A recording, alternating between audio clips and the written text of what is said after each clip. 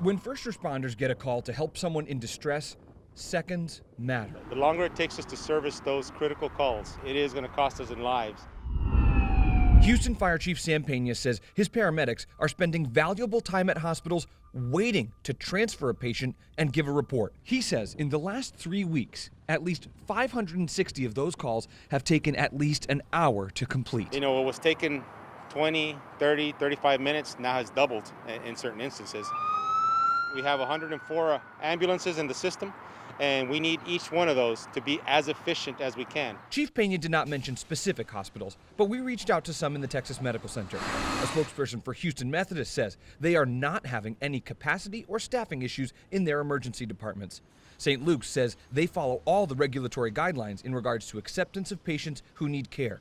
Meanwhile, Chief Pena says his firefighters are facing another problem: exposure to the virus.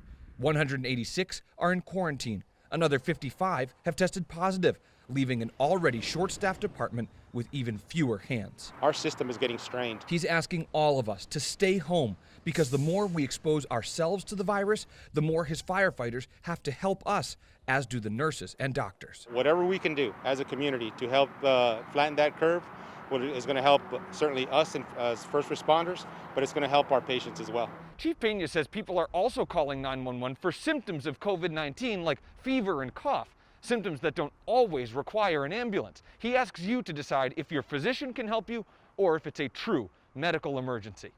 In Houston, Chris Costa, KHOU 11 News.